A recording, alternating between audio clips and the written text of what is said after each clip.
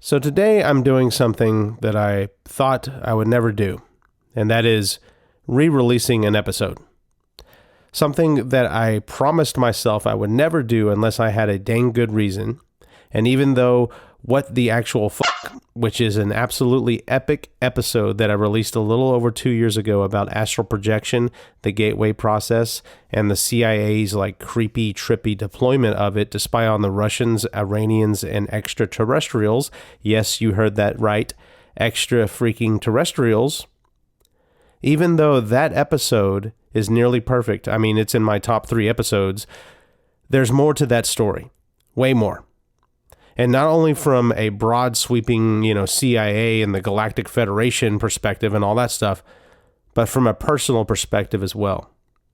Because, you see, when I initially released that episode, I hadn't had my first astral projection experience yet. I was still maybe, I think it was like 5 months or so away from having that first amazing, mind-blowing, freaking out-of-body, literally out-of-body experience. An experience that was so amazing and undeniable that I was forced to acknowledge that astral projection is actually a real phenomenon and not just some fairy tale that a bunch of nerds, got together and made up so that they can seem, cooler at parties or something. I don't know.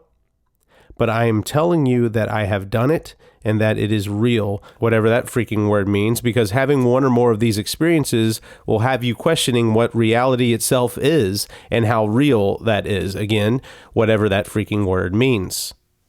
And so after 2 years of accumulating astral experiences, getting better and better at it, deploying techniques, analyzing results, having deeper experiences, I decided that it was finally time for me to focus on this subject, give it its due diligence, and do a deep dive, a series on my astral adventures. And I figured a great way to kick off this series would be to unearth, dust off, add to, and repackage, again, as I mentioned, one of my favorite episodes and a moment of time in my journey in which my excitement was not only palpable, but infectious. I mean, I sound like a dang kid in a candy store when you listen to this episode, okay? But it's not just reliving that rush, that excitement. As I mentioned, there's more to the story, okay? Absolute epicness, to be exact. And I will be adding said epicness to the end of this episode, so trust me, even if you've heard this episode before, you're going to want to stick around for that, okay? And I will also be dropping in, interrupting the main part of the episode to make a few corrections and clarifications on a couple things that I messed up. But regardless, this is all not only to make a badass and near perfect episode even more badass and more perfect, but it's also meant to get you mentally prepared for the deep dive episodes that I'm planning on releasing in short succession, dealing with these amazing, mind-blowing astral experiences that I've had over the past 2 years. But if I'm really being honest with myself, y'all, it's really that this subject matter is so freaking cool. I mean, again, if you don't know what astral projection is, y'all, it's the ability for your freaking consciousness to leave your freaking body and go explore both space and time. And when I say that, that quite literally means that you can zip out of your body and go to ancient Rome, to the Colosseum, and see like 2 gladiators duking it out. Or you can go see the dinosaurs or something like that. And then in terms of space, you can go zip out to Saturn and, cruise around the rings of Saturn. You can leave the solar system entirely. You can leave the galaxy entirely. You can leave the universe entirely. You can travel interdimensionally and see all kinds of otherworldly beings, other dimensionally beings, all this other stuff, y'all. It's all well documented in this mind-blowing CIA document that we're about to dive into in this episode. And then again, as I mentioned, there's going to be commentary at the end of the episode, some clarifications during the episode. And then again, as I mentioned, there's going to be further developments, more commentary and more analysis at the end of this episode that is going to take this to a whole nother level, y'all. Like you're not even going to freaking believe. You won't imagine that it can get more crazy than the actual content of the episode, but the extra stuff at the end, wow, is all I can tell you. So strap in, buckle up, let's do this. Welcome to part 1 of Into the Astral. a very special and limited series by my journey through the Pantheos.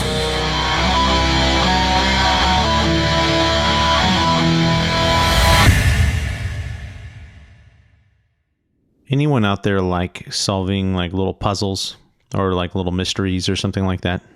Do you like just mystery novels or, who reads novels nowadays? Mystery movies, or who watch movies nowadays? Mystery shows, mystery TikToks, I don't know. But do you like mysterious stuff, and do you like solving puzzles? If so, I want you to do something for me.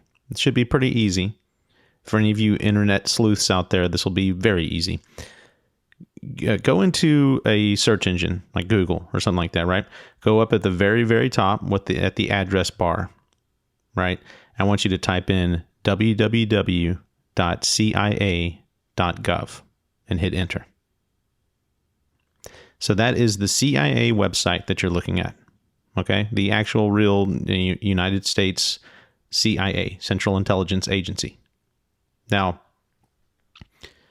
scroll all the way to the bottom of that screen. You should see several links at the bottom, right? There's a link on there that's called, it says Freedom of Information Act, and then in parentheses, it's FOIA. Click on that. So that will take you to a document repository, basically. Suppository? No, suppository is the thing that goes up your ass. Maybe this is in a way going up our asses, and you'll see why in a second. But anyway, this is basically just a giant document repository of all the documents that got released to the general public under the Freedom of Information Act. It's like the CIA had to pony up and just deliver all of their classified stuff from back in the day, right? I think they have some classified stuff right now that they're not allowed to release, but they released like decades and decades of, previously classified stuff. So there's a search bar where you can like find a specific document, right? In that search bar that's provided there, I want you to type in the following words: analysis and assessment of the gateway process. Now hit enter.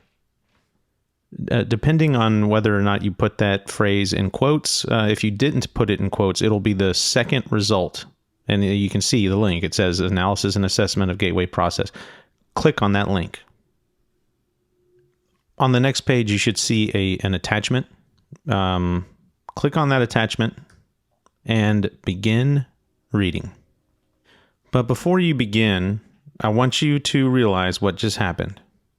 You went to the actual United States Central Intelligence Agency website. You went to their document like repository, and you searched for a document, and you pulled it up. This was not some kind of like hacker trickery where someone kind of came in and took control of your computer somehow and sent you to this like conspiracy theory like place or something. This is the actual CIA website that you just downloaded this document from. So why is it so weird that you downloaded this document? Well, it's because what this document is about. Let me explain. You could read the whole thing right now. Hit pause and read the whole thing. In fact, you really should. Read it after this or whatever if you want to get the full download and everything. But let me give you the cliff notes as to what this is and why it pertains to the CIA. Okay? So during the Cold War, the Russians and the United States were looking for any number of ways to spy on each other. Okay? They had all kinds of tactics, right? We had moles in both governments, that were secret operatives of the other government. That's well known and documented and all that fun stuff. That's the child's play stuff. Okay. Well, at one point they got kind of desperate, if you want to say that. And it's like, it's kind of like if you're working at a corporation or something like that, and your boss is like, hey, I want you to think outside the box to come up with something new here. Right. Well, they found something new. They found a very, very bizarre way to spy on the Russians. And it involves basically psychic powers. And if you think that sounds absolutely bonkers crazy, Well, I can tell you that the CIA did not think that was absolutely bonkers crazy. Okay. So during that time, when they were, searching for these methods, there was something called the Monroe Institute. It was a civilian organization. It's non-military, non-government, right? And it's basically an institute that was organized to explore the limits of human consciousness. Okay, it was founded by this guy named Robert Monroe. And this guy, I think he was in radio or something like that, a very, successful like radio guy or something like that. Okay, so here's where I have to jump in and make some corrections. When I first recorded this episode, I was so excited to get it out the door. I was so jazzed and pumped up about, the CIA document. I mean, it talks about the guy who wrote this CIA document, and granted, he's getting his information from other sources and stuff like that. The guy basically seems to have cracked the code on quantum entanglement, y'all. I mean, it's mind-blowing stuff. For a science nerd like me, it's like, wow, holy moly. So I was so excited about that. I was so excited about the prospect of astral projection that I kind of glossed over and just blazed past good old Robert Monroe, who was kind of the founder of, or the packager, rather, of astral projection in a Western sense. Like, I'm sure other people have written about it before, but he was the one that went mainstream in the West, talking about astral projection and kind of breaking it down somewhat scientifically. The man wasn't a scientist per se, but he was very scientifically inclined and very scientifically minded, and he did, I think, a decent job of analyzing the process and what's really going on. But in that episode that I released 2 years ago, I was so excited. I didn't really get Robert Monroe's story correct because I was just like, hey, let's just get this out of the way and move on kind of thing. And I messed up some stuff. A YouTube commenter by the name of, and I'm probably going to butcher this, it's like Negentropy or Negentropy 369, pointed out that I really fumbled the story of Robert Monroe. And God bless you, sir. We got to keep each other honest. So I really appreciate you calling me out. This is the correction that I'm issuing now. So in the initial episode, I said that Robert Monroe, was this successful radio executive. That's true. But then I went right on to say, like, he was having trouble sleeping and he was researching some different methods, and he, tried meditation, and then he introduced binaural beats to that meditation, and next thing you know, he popped out of his body. That's not how it happened, okay?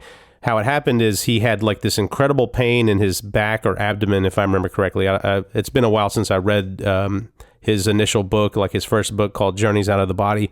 But he had some kind of physical, really sharp pain, and he went to sleep to kind of sleep it off or something like that. And then he says that a light shone from the sky, like through his roof, and like hit him. And he was like just awash and enveloped in this light. And from that moment on, just about every time he ever went to sleep, he was able to leave his body. Like the first time that it happened, he like woke up and he thought he was on like some kind of like moonscape kind of situation. He looked over to his right and he saw this glowing like fountain. He thought he was looking at a fountain, and it ended up being his chandelier. He looked down and saw his body below him. He's like, oh, I'm out of my body. What in the heck is this? He was freaking out. He thought he was dead. He woke up and he was just fine. And, subsequent sleeps after that were the same thing. He kept popping out of his body. I think actually the first time he experienced it, it was his arm his arm was dangling outside of his bed, and he was able to reach through the floor and feel like underneath the wood and all this other stuff, and he could feel stuff like nails and everything. And yeah, something like that. Again, I'm mixing up the story. I don't want to go reread the book. But regardless, he was having these really amazing, he thought they were very scary at first, of course. He went to go, he was having these experiences. And so he went to go see some doctors and stuff, and they couldn't figure out anything wrong with him. He was talking to some friends, and his friends, one of his very philosophical friends, I believe he was like even a professor or something, was like, hey man, it's actually not what you think it is or whatever. There are some Buddhist monks and everything who are able to do this voluntarily at will, and they come right back into their body and they're just fine. They live normal lives. And that's when he realized, hey, it's not going to kill me. And from there, he was able to just about every night go and explore the astral plane and develop techniques and skills and different things to navigate and, really push the envelope. And he was able to not only go do stuff like, go visit friends that are out of town, out of state, whatever, and then determine and tell them hey, these are the clothes that you were wearing and you were in your garage doing this at the time. And then that would check out. Those stories would check out. And so really amazing stuff there. And then it gets into really trippy stuff like he's able to essentially, go to alternate dimensions, alternate universes, really trippy stuff, y'all. And then you get into his later books, and that's when he's developed the Monroe Institute. And that's finally when we get into this binaural beats, again, at that point had developed the gateway process, which is this regimented method that's, you can take any Joe off the street, train them up on this method, and they are able to, with varying success, able to leave their body. It doesn't happen with everyone, but a good chunk of people through this method, if you do it correctly, you're able to, do it, train yourself, and next thing you know, you're able to, your consciousness can leave your body.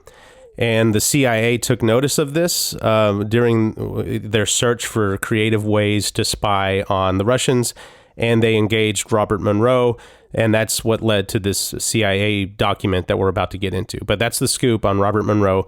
Thank you very much. Again, Negan Tropy 369. Thank you very much for calling me out on that. That was the correction. It still wasn't perfect, but I'm not going to go reread all those books right now. I got a lot of stuff to do. But God bless you, sir, for calling me out. Anyway, back to the episode. He does a lot of research into this concept of what they call binaural beats. All right. So basically, one ear, you put on the headphones, right? And one ear has one tone going, and then the other ear has a different tone that's slightly off frequency from the other tone. And they're playing in both, one ear has one frequency, the other ear has the other. And inside of your brain, there's interference with those two, conflicting frequencies, and it creates a brainwave essentially that doesn't exist only in your brain. Okay, so really quickly jumping in here again for a quick clarification and correction. So what I said was almost correct, okay? Now, granted, I'm not a neuroscientist, a neurologist or a cognitive psychologist or anything like that, so I'm not going to be able to give you a perfect explanation, but neither would any of those people, because mainstream science, no one knows what's really going on with consciousness, and that's ultimately what we're talking about, is states of consciousness. And so to figure out what's really going on, you got to know how consciousness ticks, and we only barely kind of know anything at all about consciousness. But regardless, so this is going to get very pseudoscience-y very quickly, but I apologize, but that's all we got. So yes, if you're listening to binaural beats on some headphones, in one ear you're going to hear a pure tone that's going to sound something like this. And then separately, in the other ear, you're going to hear a pure tone that sounds something like this.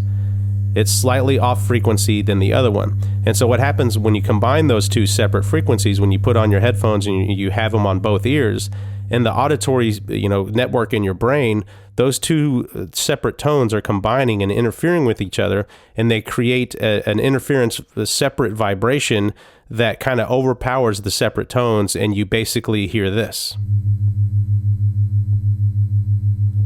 Now, the frequency of this interference pattern can be adjusted so that it targets certain brainwave patterns that help aid you in achieving certain states of consciousness.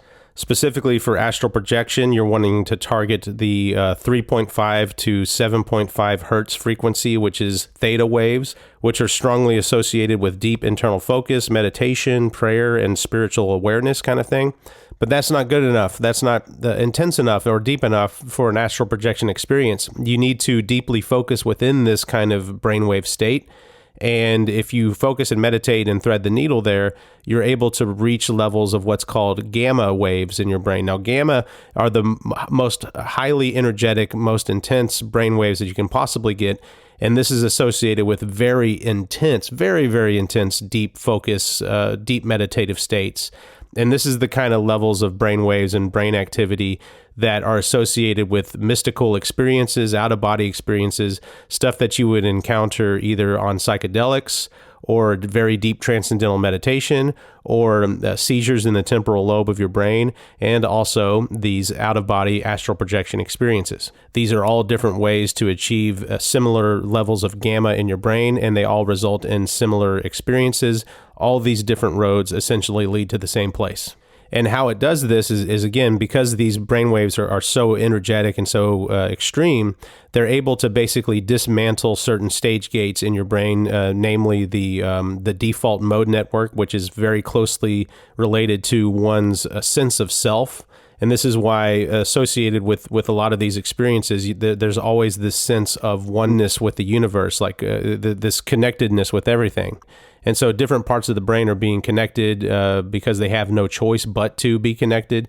Consciousness increases significantly. Lucidity increases significantly. These are all results of, it's directly correlated with increases in gamma. And your brain essentially turns into a giant antenna and a transmission device at the same time. And no one knows exactly why. There's a whole bunch of pseudoscience and mystical theories about it. But somehow when your brain reaches this state, you're able to pop out of your body and go explore both space and time, as is what happens in an astral projection experience. Okay, so now back to the episode. And by the way, if this sounds like scientific mumbo jumbo, well, I can tell you that it's not. It actually works, and it's worked for thousands and thousands upon thousands and thousands of people. Maybe getting into millions, I don't know. But anyway, the result of this, right? I mean, it does help you with sleep, yes, but Robert Monroe found out that under the right circumstances, his consciousness left his body, and he had an out-of-body experience where he could see himself and then float around and all that fun stuff. And if you think that is, a bunch of spiritual mumbo jumbo, I can tell you that countless thousands have experienced that too. If not millions. And of course, over the history of the entire evolution of the human race, no doubt millions upon millions upon millions have experienced this. My own mother experienced this, y'all. She, people have out-of-body experiences when they almost die, or in some cases, people do die and come back. Very similar experiences to this astral projection via what they call the gateway process. And it just so happens that this exact same state of consciousness and the ability to leave one's body actually happens with people who are very, very good at transcendental meditation. So take a Buddhist monk or something like that. They can do this without the aid of any of those frequencies in either of your ear, right? And now it takes years and years, decades of practice, daily practice on this, but they can do it too. So just to piggyback on this real quick, because it's utterly fascinating and also utterly terrifying as well, is that there are Buddhist monks and also Hindu monks that are able to astral project in such a way that they kill themselves. Okay, so their consciousness essentially leaves their body and stays away long enough, or I don't know exactly what the mechanics are that happen, but their consciousness leaves their body and they stay gone and their body dies. So it's essentially a meditation-assisted suicide, but it's not a sad thing, right? It's a beautiful thing in that religion and that culture, because it basically means that monk has reached the highest form of enlightenment, in which the only step that's left is to be with God. So they sit down and they meditate their way into dying, and it's the most extreme form of astral projection that you can possibly imagine, essentially, right? The practice, I don't know what it's called in Buddhism, but in Hinduism, it's called, let's see if I pronounce this right, mahasamadhi, right? So look that up. It's M-A, I'm not going to spell it, but I'll put a link to a video about it, in which case there's this Buddhist monk who basically does it on camera. He lays down, he walks in, a perfectly normal, healthy person. He lays down and looks like he just kind of goes to sleep until they put him in a coffin. Now, granted, they can fake this pretty easily just by putting an alive person in a coffin, but if this is really true, it's pretty freaking creepy. But in a more well-known and documented case, we have the case of a Hindu monk. And again, I'm going to totally butcher his name. His name was Paramahansa Yogananda. And he died in the early 50s, famously using this method. He told all of his parishioners, all of his followers, like, hey, I've reached the highest form of enlightenment or whatever, and I'm going to prove to you that this is real and all this stuff, and I'm going to, meditate my way to death. And he did it very famously. Now, I'm sure that someone's going to come in here, people who know more about Hinduism and Buddhism and these particular methods of meditation.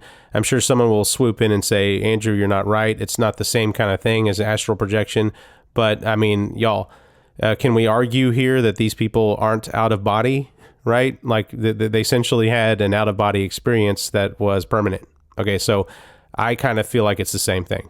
So the point here is that, number one, a lot of people who talk about that astral projection is very safe. Those are the people who have survived astral projection. Okay, those are the people, like when they say that there are no dangers to astral projection, y'all, that's because they haven't died because of it.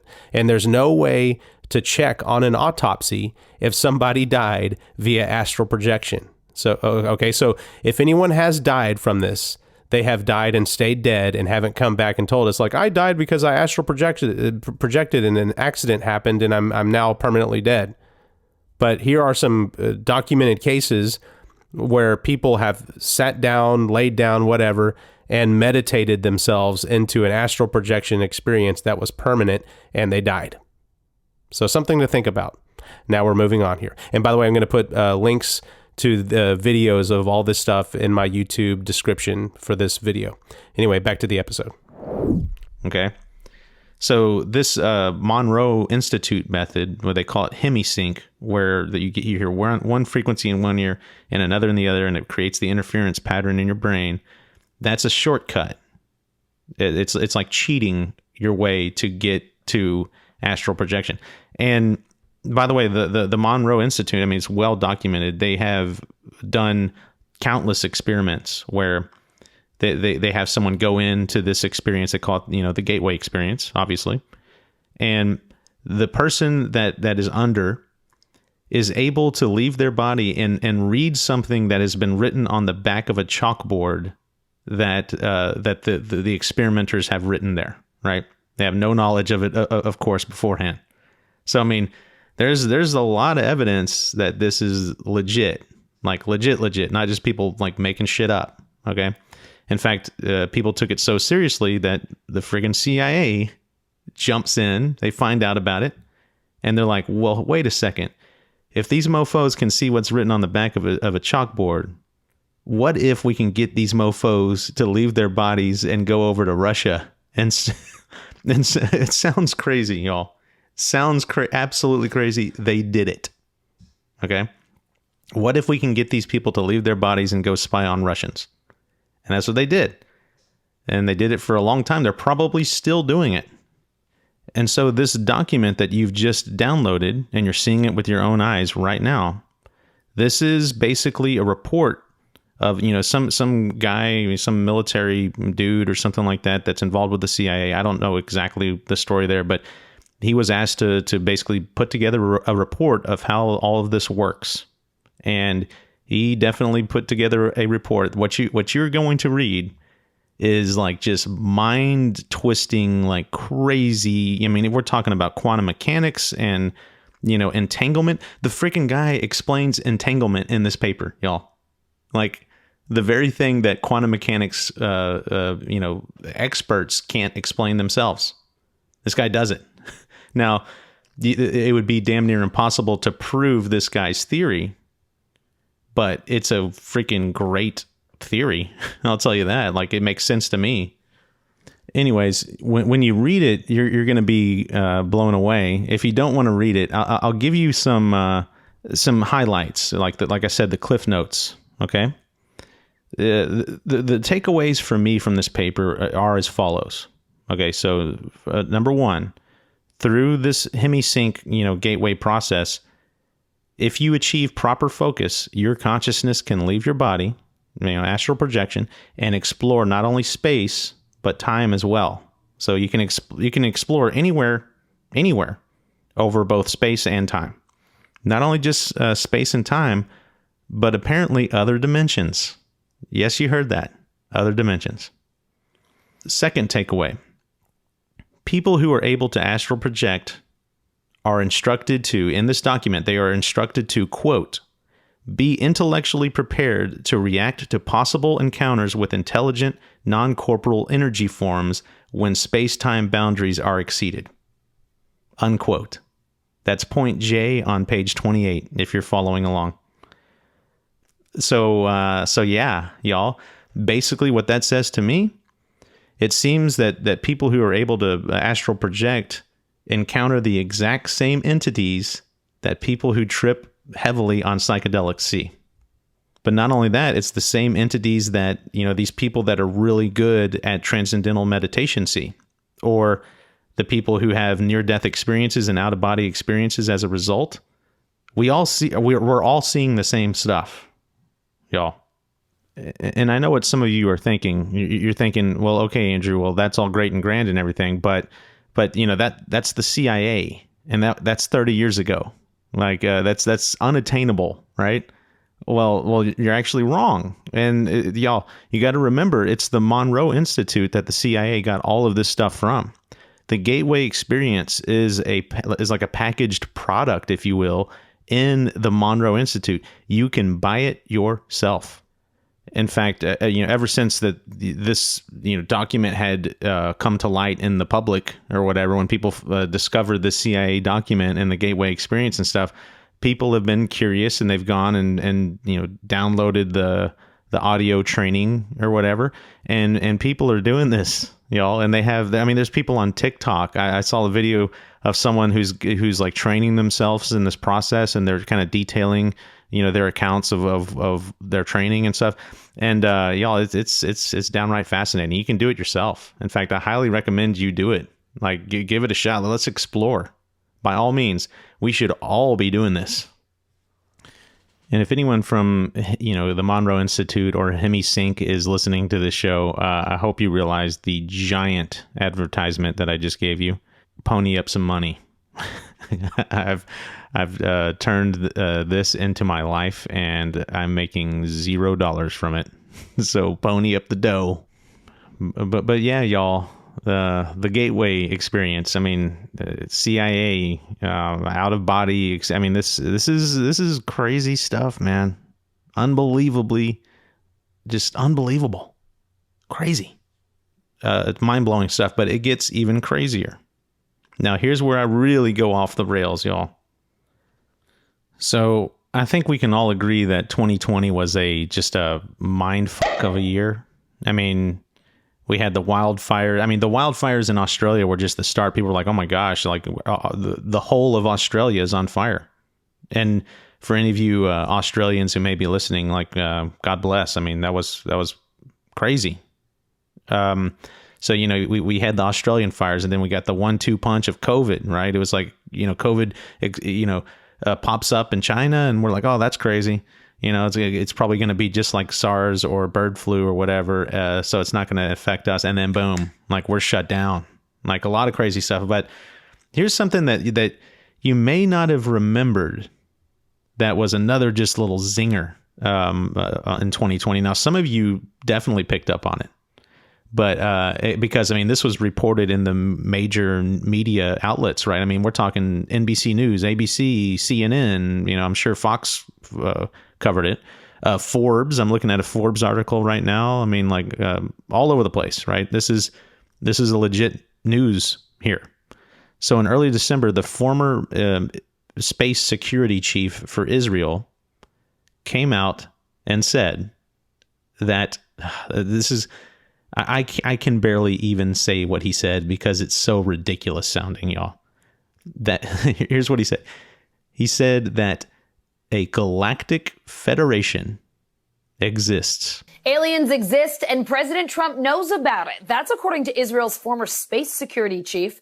In an interview with an Israeli newspaper, he said the aliens have been... I'm laughing because this sounds so freaking ridiculous. But you can go look up these articles, y'all. It's ABC News. ABC News, NBC, CNN, Forbes, all this. I'm sorry, it's so ridiculous that a Galactic Federation exists of aliens. Aliens, y'all. Hi, Alison. Well, this is quite a story, and it comes from the man who headed Israel's space security program for nearly 30 years. Chaim Eshed is making the extraordinary claim that the United States and Israel have been in contact with a group of aliens for years. Not immigrants, but extraterrestrials.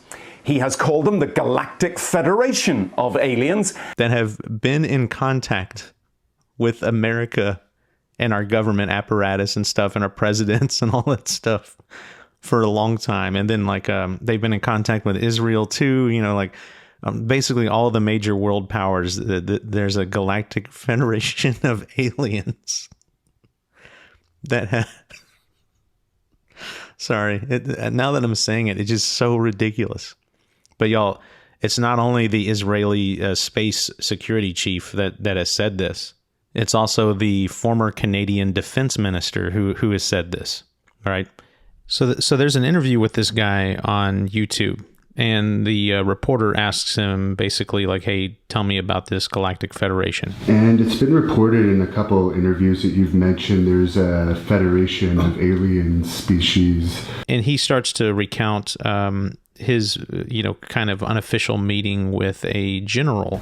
Give me the general's telephone number and give him a heads up that I'll be calling. Now, he doesn't say who the general is or whether or not he's in the Canadian Armed Forces or the U.S. Armed Forces, but he begins to spill the beans about all the stuff about UFOs and aliens are true. So I phoned him, and before I could even say hello, how are you, what's the weather like, he said every word is true and more. Those were his opening words. And he said that there have been face-to-face meetings between United States officials and visitors from other star systems. Period. No equivocation. Anyway, this guy's talking about what he knows about the Galactic Federation of aliens. And he says clear as day that, guys, I sound crazy, right? I'm just saying what this guy's saying, okay? That there were face-to-face meetings with, the Galactic Federation of aliens. I think he says aliens from different star systems or whatever, and our government. Now, admittedly, being a typical American living in 2021 here, I haven't done my requisite research on this. I've seen a couple videos, I've seen this video, right? And I've seen, a couple articles and then another long, NBC News video about it. But that's it. And essentially what I can ascertain from it is that there seems to be a friggin', Galactic Federation, and they are wanting to bring us into the fold, but they don't think we're quite developmentally there yet in terms of our civilization and stuff like that. That's what I've ascertained from this. Okay. And guys, I know this sounds completely bonkers crazy.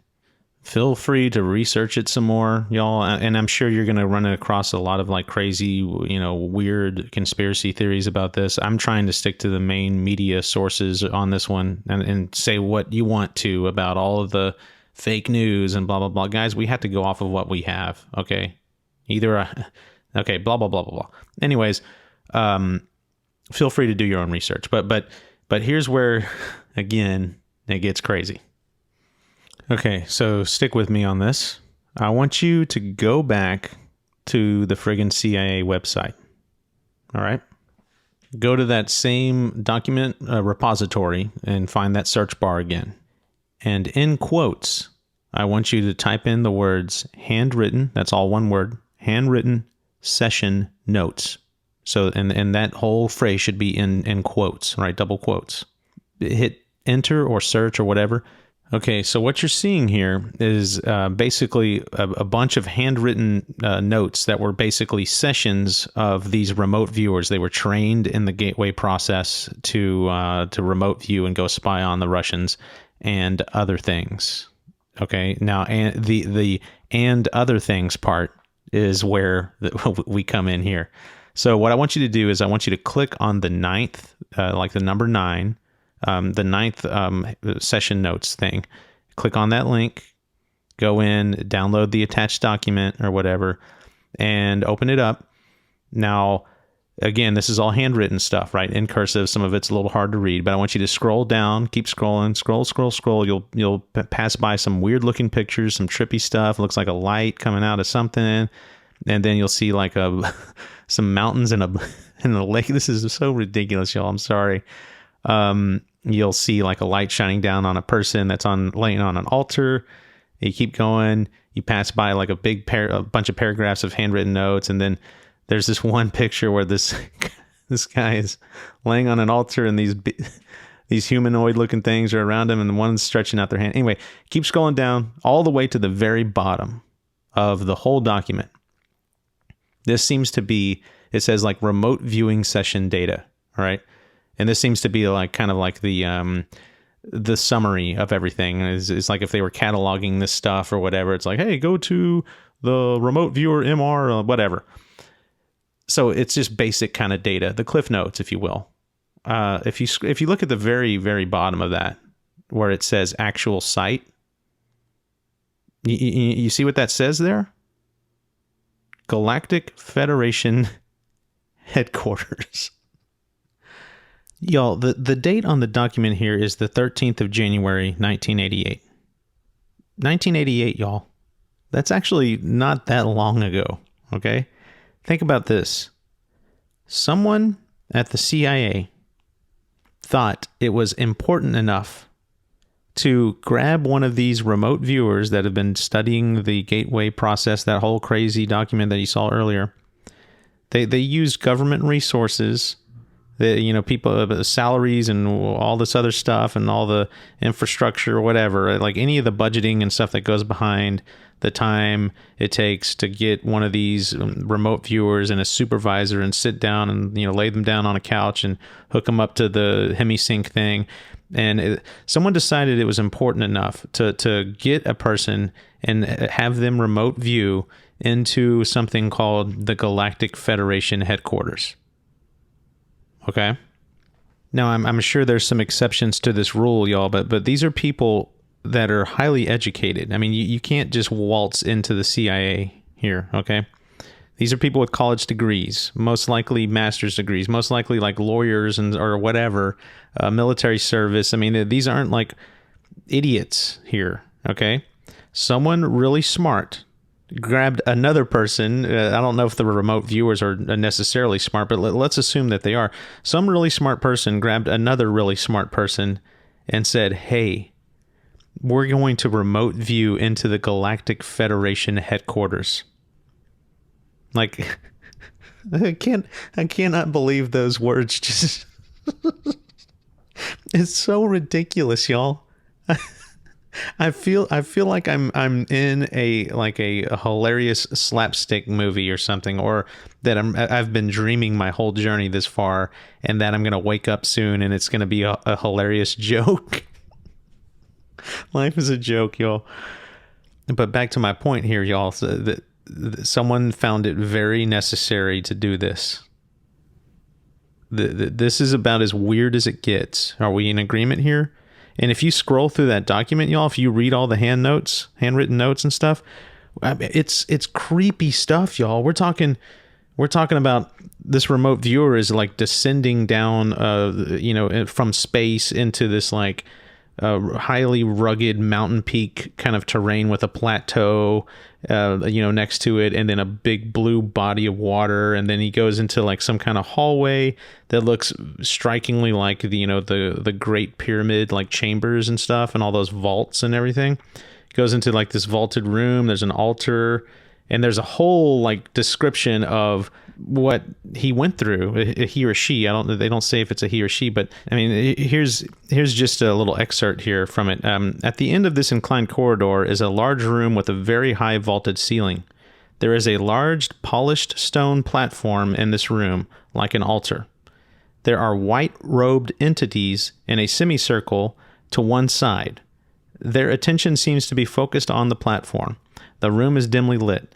There is a feeling of something sacred, holy, almost religious about this place. This place seems familiar, as if I've been here before. Then he goes on. Climbed onto the altar and laid down. I was then illuminated by a brilliant shaft of white light from head to toe. The light was coming from overhead. A robed figure then moved from behind the group and stood next to me with a hand outstretched over my solar plexus. Broke away from the session with the feeling that I should have remembered something. Y'all, this is a government document from the friggin' CIA that you just went and downloaded yourself and you saw how to do it. This is not some hacker trick like I mentioned before. It's not a hacker trick. This is on the friggin' CIA website. Why aren't people talking about this? What the heck is going on here? Like, what the WTF?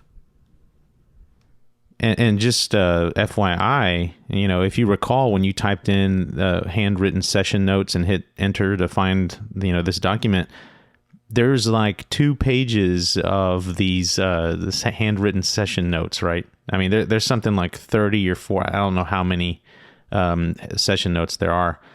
I've looked through just about all of them, and there's some wild stuff.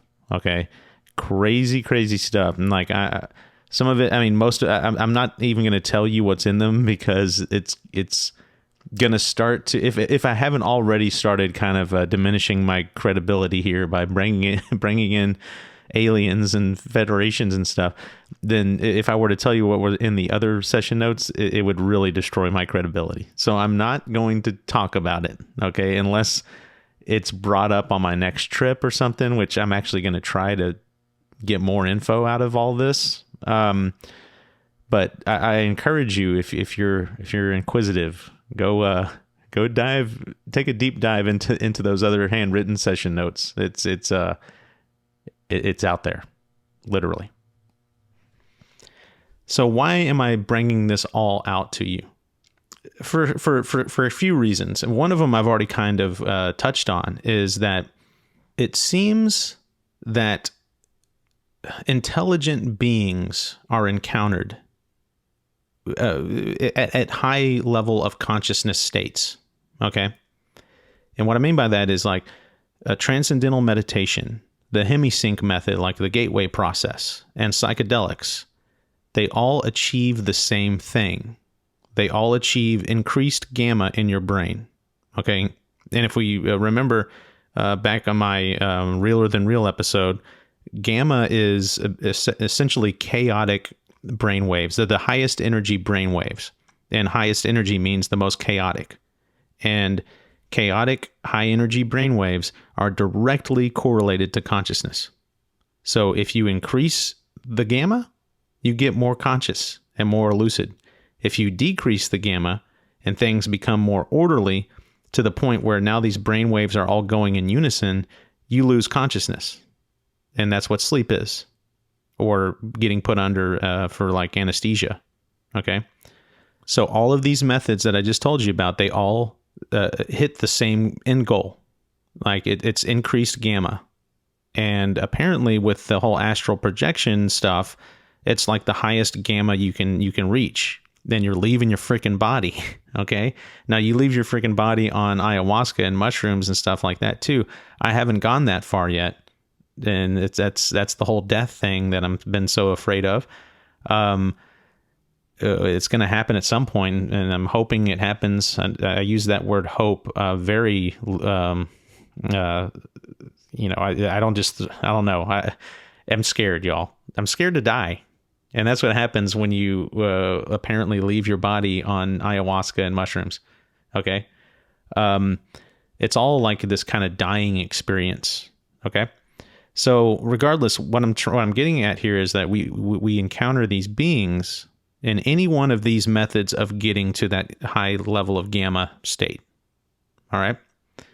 And these people who are astral projecting in these remote viewing sessions to go spy on the friggin' Galactic Federation headquarters, in their instruction manual, it tells them, be prepared to encounter intelligent non-corporeal energy forms.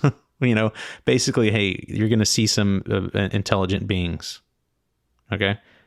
I've seen them. Now, they were what I call God or angels, right? I've seen something that had a humanoid, beautiful woman's face that was flowy and fluttery and amazing and very angelic. And then I saw what amounts to like a seraphim. For any of you biblical scholars out there, like a biblically accurate seraphim is a very complicated being that has like wings upon wings and eyeballs all over the place and like these weird geometric patterns within it. That's essentially what I saw on trip number 5, the answer, the most amazing trip yet, right? So I'm encountering these beings. So what about this Galactic Federation thing, right? What is my experience with that? Well, I can tell you that I don't have much experience with that, but I do have a little, and it's coming out in the next trip number 8.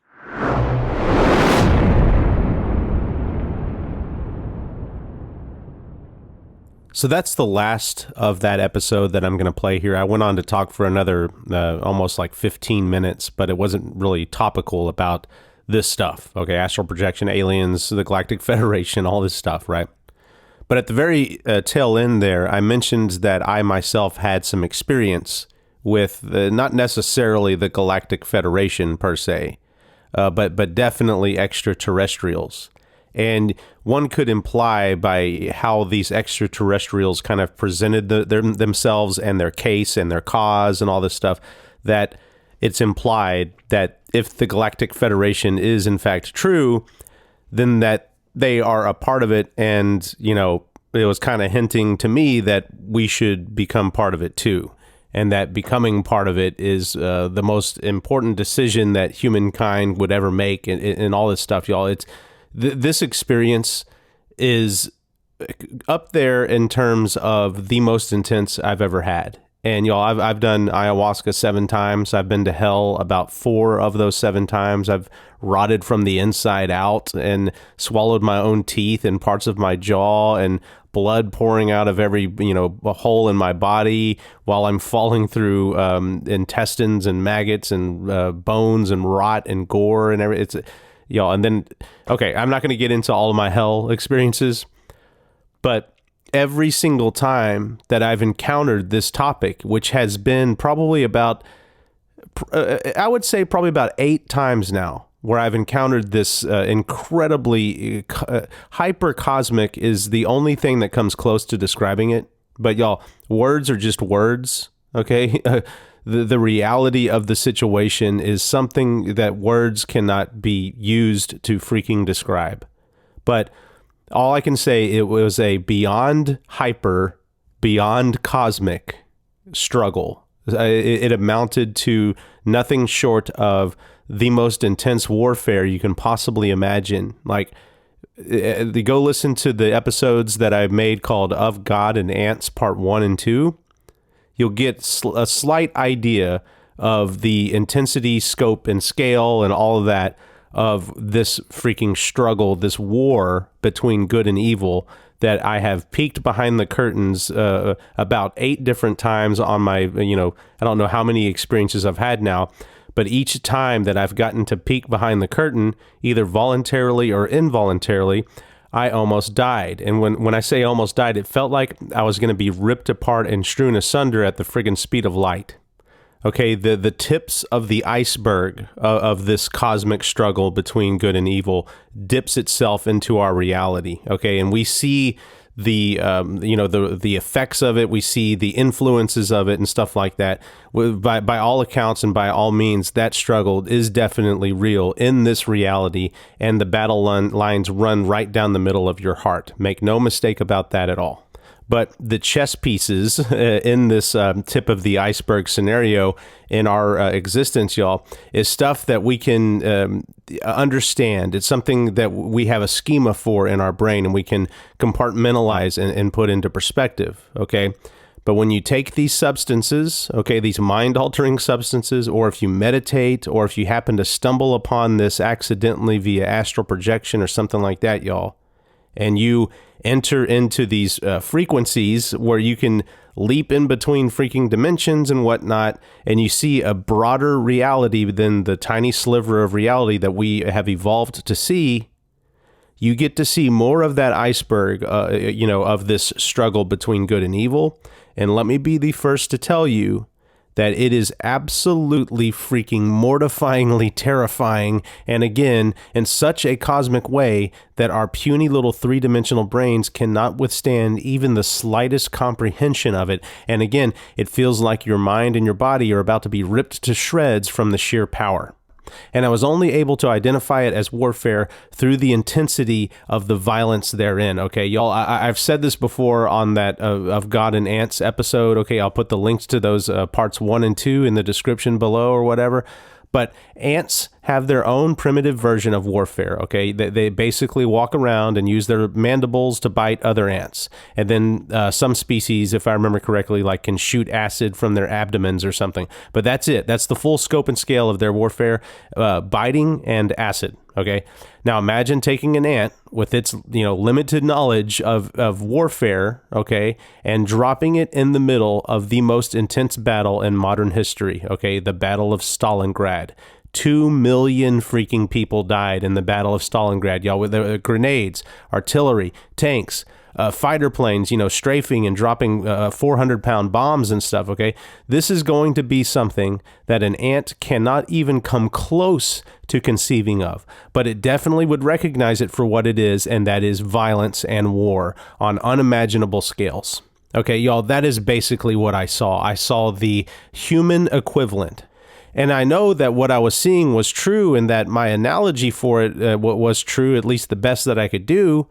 I knew this because when I was trying to come up with this analogy so that people could understand like the intensity and the discrepancy or whatever between what humans can conceive of versus what I saw, I came up with that idea of like an ant's version of warfare versus the Battle of Stalingrad, y'all. And one day when I was having that thought, I saw ants engaging in actual freaking warfare on the table that I was sitting at while I was having that freaking thought. Y'all, it was a giant wink from God letting me know that I got it right, that this is in fact what is going on, and the discrepancy that I have in my mind is along the same lines, okay? And the analogy that I chose was applicable. And yes, if you are watching this on YouTube, I am playing a video of that actual ant warfare encounter right now. I took out my phone and started recording it in the moment, and you're seeing it as it went down.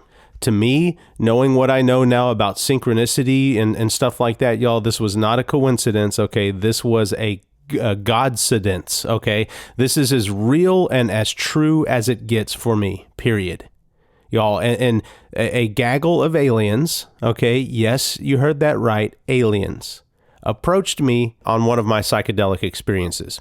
And I had just gotten a major download and revelation about the inner workings of evil and how goodness and righteousness fits into the equation as a means to combat said evil. And right about that time, the wall of my restroom that I was in dissolved, and I found myself kind of suspended in the cosmos with a bunch of stars and galaxies and nebulae and stuff like that. And while I was taking all of this in, out of nowhere, off in the distance, and it slowly started, materializing in front of me, but I was approached by some kind of life, okay? And I knew it was set apart from these angelic and godlike entities that I've seen before and interacted with before, one of which I interacted with earlier in the experience. This had a completely different feel to it. It had a completely different look to it. There was some kind of melding of life and technology within that, because I saw basically these columns of light that felt simultaneously alive and technological at the same time. And again, a different feel, and it felt extraterrestrial or interdimensional or however you want to think of a different being than us that is not a god-like figure. And it felt like there was more than one of them. Okay, it felt like a gaggle. It felt like at least three, and they approached me. And in these columns of green light that were pulsing up and down, Some of them kind of bled into the room where I was, and when that light kind of caught me, it tried to pull me out of my body. And it was very clear and very evident two things. Number one, these aliens or whatever, they came in peace. Okay, not to use the old trope here, but they were peaceful aliens. They meant me no harm, but it was very clear that what they were going to show me was this cosmic war, this cosmic struggle. They seemed to be very involved in it, okay? And they wanted to show me something about it. And whatever they were going to show me involved me leaving my body. And as I felt I was leaving my body, y'all, I felt that old about to be ripped to shreds at the speed of light and, die a horrible, freaking terrifying cosmic death because you're about to enter into, the equivalent of an ant jumping into the middle of a atomic bomb explosion, y'all. It's like, you think you can withstand that? And even though I knew that these aliens would protect me and that God would protect me too and all this stuff, I still got so terrified in the moment that I pulled back. Somehow I was able to resist this, and these aliens were cool with me resisting, and so they kind of let me go. And I remember sitting back and saying like, hey guys, I'm cool here. Okay. I understand that y'all want to show me something very intense. I get that it's intense. Okay. I get that it's the most dire thing you can possibly imagine in existence and also in the history and future of existence. It's like, I get it. You guys do your alien thing with your cosmic war, and I'll continue doing my human thing, understanding the tiniest bit about the cosmic war to understand that it's serious. Okay, you do your thing, I'll do my thing. And honestly, looking back on this, I do authentically regret not joining them. I mean, who knows? I could have discovered something that would help us, as an entire planet about this cosmic war or something. And so, if the opportunity ever does present itself again, y'all, I'm going to try my best to overcome my fear of being ripped to shreds at the speed of light, every cell in your body exploding, kind of thing. Hopefully that's not what's in store, and hopefully I would survive that and get some kind of information. But anyways, I resisted, I pulled back, they were cool about it. But then later on, probably about another hour into the trip, they reappeared, right? So after that experience, they kind of drifted away. But then later, God reappeared again, had some further deep messages for me. And then right next to God, that same like triple column of green pulsing light that gave off this life presence, right? Again, extraterrestrial life presence, the aliens showed back up, okay? And it was very clear, not only in their position next to God, like their posturing and the symbolism of how they were just placed next to God. It was almost as if God had his arm around them in a figurative manner. And it was very clear to me that they were on God's side. And I got further downloads and further messages that were even deeper, in the sense that it seemed that something must have happened to these aliens at some point during God knows how long that they've existed. But something happened to where their entire species had to come to terms with, this stuff is very serious, and we better get on the correct side. I don't know if they saw the cosmic war or what, but they made it very clear to me that their entire civilization, their entire species was fully dedicated and leveraged behind God, fully dedicated to this cosmic war that was and is and will always be the most dire thing imaginable in all of existence. And it with this message, it rang true to me that humans have a lot of catching up to do in this regard. Like, we can continue to toil on this planet and try to pretend like this cosmic war doesn't exist, but it does. And the sooner that we realize as a species that it does exist, and the sooner we all get on the same side and in unison with ourselves and each other and with God, the better off we're going to be, okay? And that was the totality, that was the full message, and it was absolutely staggering, not only because I realized how far that humans have to go unless there's some kind of event. Hopefully it's not a catastrophic event, y'all, but unless there's some event that wakes us up, we have tens of thousands of years to get to the point that these aliens are at. And in the moment, y'all, on this experience that I'm talking about now, but then also on another experience, I had these epic, absolutely epic revelations that I voiced over in the moment. And so what I'm going to do is I'm going to create an unlisted video and put the link down in the description. If you want to hear those speeches, which are absolutely, again, freaking epic, go click on that video. You'll see a link in the description. But anyway, so tying this all back to the main theme of this episode, which was this whole astral projection and relating astral projection to, the Galactic Federation and aliens and stuff, right? And so the big question becomes, is any of this legit? Okay, even any of it, y'all. Because here's the deal, it's already cool, right? I mean, this is very cool stuff to think of. Everyone loves Star Wars, right? It's like, it's really cool to think about aliens and stuff. But even if a tiny bit of this is true, y'all, the implications there and the seriousness factor here, y'all, is it's very, very, very, very, very, very, very, very, very, very, very, very, very freaking serious. Okay, as serious gets.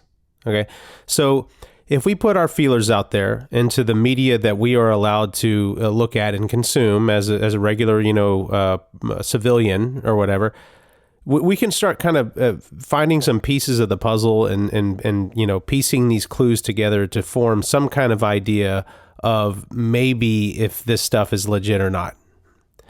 And so to start here, it's very well known for those who have done the research or whatever. You can, so the same place where you find all of the CIA documents and stuff of like the gateway process and all this other stuff, you will also find documents on there that shows the dismantling and disbanding of the whole program.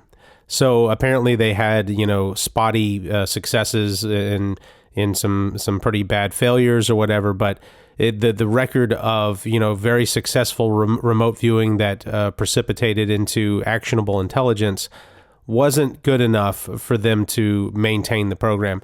So this guy by the name of Ed May, who was one of the founders of this whole program, he had stepped away for a little bit, apparently, while another guy took over, and this other guy kind of made it, turned it into Crazyville pretty quickly, apparently. So Ed May swoops in and kind of does an audit of everything and determines that it's kind of gone off the rails and it's not as effective anymore, and the government kind of shut it down. And there are videos of this guy, Ed May, talking about the foundation and formation of this whole program and all the detail, or not all the details. I'm sure he can't talk about some stuff, right? But he seems. I'll put a link in the video on YouTube here for you to see yourself. But it's this long, very interesting presentation about the whole program, and noticeably absent from anything that he says in the entire PowerPoint presentation or whatever is anything about anything regarding aliens or extraterrestrials or any kind of otherworldly entities or non-corporeal energy forms, anything like that. Completely absent from anything, okay? And now, granted, if he was part of a cover-up or whatever, certainly he wouldn't be going out talking about all this stuff. I mean, if aliens are, in fact, real, this would be something that the government would want to keep under wraps, especially considering that apparently the Galactic Federation doesn't want to bring us into the fold because they don't think that we are ready yet. Perhaps people would, there might be mass hysteria and all this kind of stuff if aliens are suddenly thrust upon the scene. I think that we all know at least one person that's hyper religious that would be like, oh, they're demons and stuff. And, it just wouldn't be good.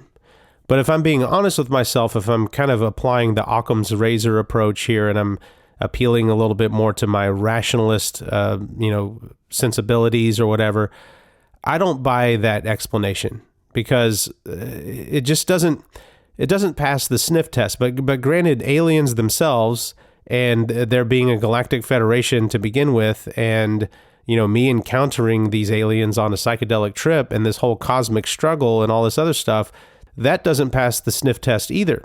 Yet, on these psychedelic experiences, I have encountered the most deeply profound truths that I've ever experienced in my entire life, and it's changed my life and saved my life. So I have like undeniable, axiomatic, deeply cosmic and deeply personal truth in one hand here, and then on the other hand here, I have aliens, y'all, and a Galactic Federation and all this stuff. And I'm not really very experienced yet in astral projection to have met any kind of being or something like that in astral projection. So I'm including astral projection in this other hand of doubt that I have here. It's like, I don't know what's going on here.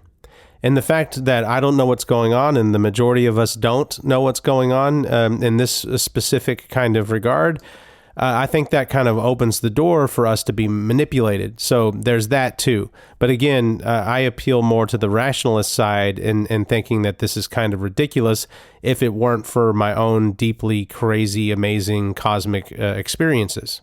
But the facts still remain that there is a paper trail on that exact same CIA document repository that shows the investigation and the skepticism and the eventual disbandment of this whole program. And it doesn't appear in any of the literature thereafter. Now, granted, that was a release from the Freedom of Information Act. They didn't require the CIA to release all their documents, leading up to today. Like, in other words, what I'm trying to get at here is there are still top secret documents that they didn't release and that they currently have. For example, like, they're not going to be releasing anything like current, especially if it's going to jeopardize national security, or if they even want to, even if there's the tiniest inkling of a national security linkage, or if someone just wanted to invent one because they didn't want a specific document to be released, then that's it. It doesn't get released. And so is there a cover-up going on here, and they're still, doing the program? Maybe. Is there any evidence to that? Not really.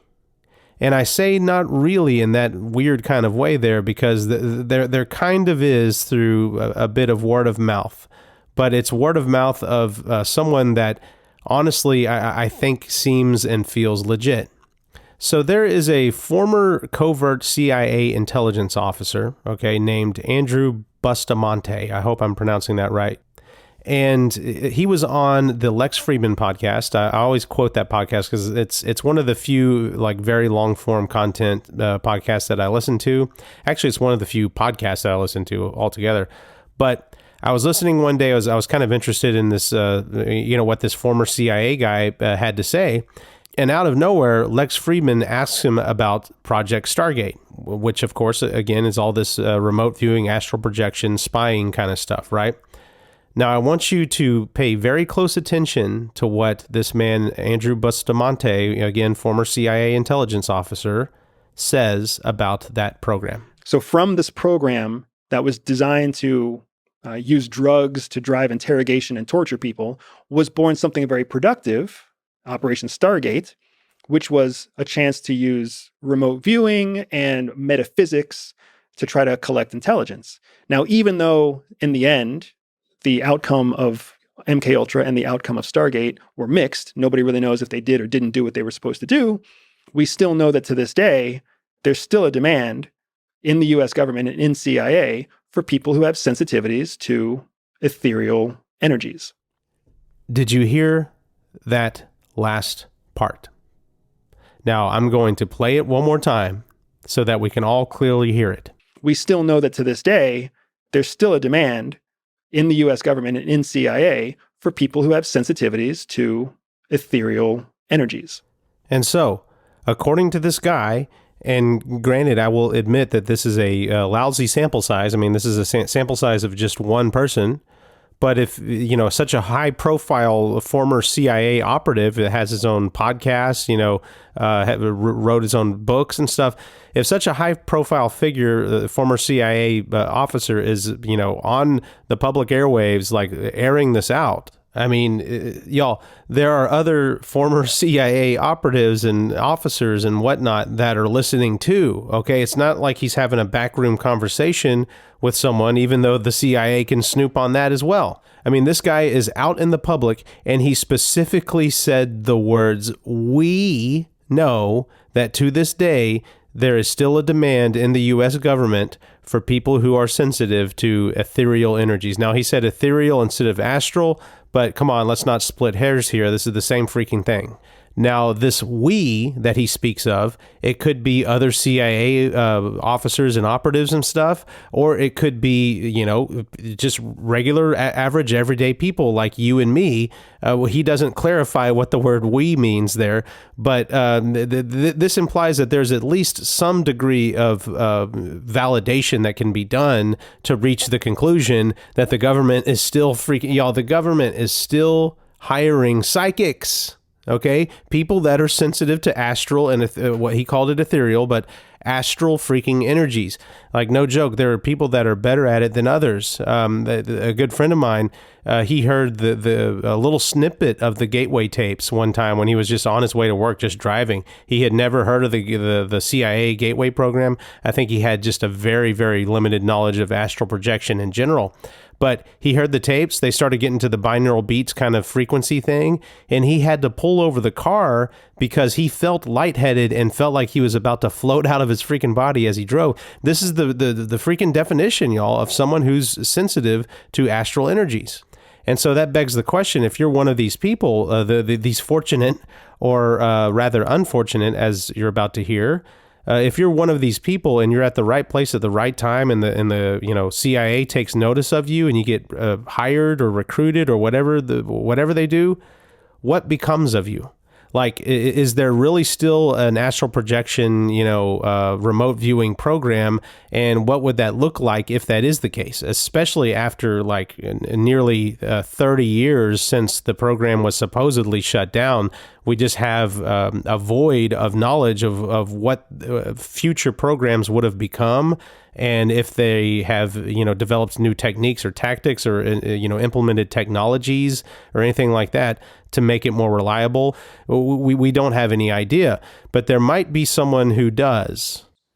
Well, of course, the skunk works, dates back to the 50s and 60s. Kelly Johnson, who's, by the way, a UFO encounter report we have. Okay, so what you're hearing, this person talking right now is someone by the name of Stephen Greer, Dr. Stephen Greer. Ben Rich was the head of the Lockheed Skunk Works and acknowledged that they had technologies that could, quote, take ET home. And he used to be a surgeon, but I don't know what exactly happened, but at some point he decided to devote his whole life into investigating, uncovering, and kind of like exposing very, very secretive, like, black ops, government programs and stuff like that.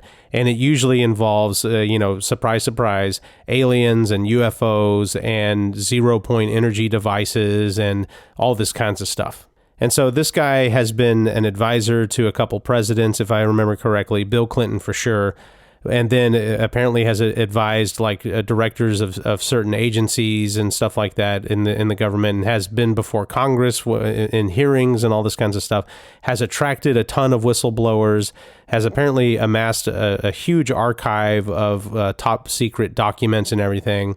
And the underlying overarching theme of all of this, hidden projects and black ops kind of stuff is, again, aliens, alien technology. We apparently have our own UFOs that have been reverse engineered from crashed alien aircraft. We also have alien bodies. We've been in contact with aliens for decades, and all basically ever since we exploded the atomic bomb. Apparently, that was like a signal that aliens need to come talk to us, and they have been talking to us ever since, according to this guy. Really, really interesting stuff. The podcast that I'm taking snippets from here is from the Shawn podcast. There are two incredibly intense, like amazing episodes. If even like a tiny bit of what this guy says is true, y'all, it's like holy freaking crap. Now, there are some kind of hiccups and holes in some of the stuff that he says, and I'm going to be pointing that out later. But a lot of this stuff, y'all, I mean, this guy is obviously a very intelligent person, and he's been around for long enough, and he's advised very high up people. And so there has to be, I hate to sound such like a conspiracy theorist here, but there has to be some shred of truth behind at least something in here. And so with that being said, and with all of this, y'all, being correlated and connected with aliens, okay, so we're back to this whole Galactic Federation thing, you know, so just keep in mind that the underlying topic, the underlying issue, the underlying everything here is aliens, okay? With that in mind, listen to what this guy says specifically about the Stargate program, this astral projection, spying, and all this stuff, y'all. Listen to this. During your last interview, I saw a lot of comment. There's two programs that I would like you to explain before we dive into the nuts and bolts of what we're going to. A lot of questions about the Stargate program. Can you enlighten us? People are saying that the Stargate program is doing some kind of experimentation with kids. Oh, well, I mean, it has a different name, but absolutely that's true. And as you know, Mr. Herrera, the Marine who was at our conference, who I think you'll be speaking with soon, he came across such an operation. He initially thought they were transporting in this man-made UFO drugs. They certainly had weapons, illegal weapons that they were distributing. But those crates that our forensic aerospace artist drew, or we had a knock who was there, who had been involved in an operation after that.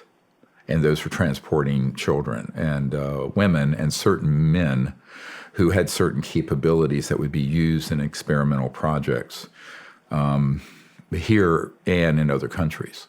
It's a monstrous program. There's a man who lives right near here who was a CIA operative and was very young, was one of these victims of this. And he wants to come forward, but he's quite frightened. He's already signed affidavits about it.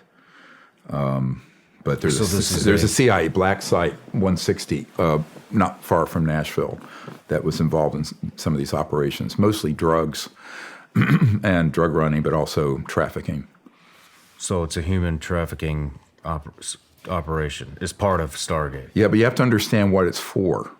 It's not for, shits and giggles, excuse me. It's rather, I have to say, some of these projects, I mean, they're very disturbing.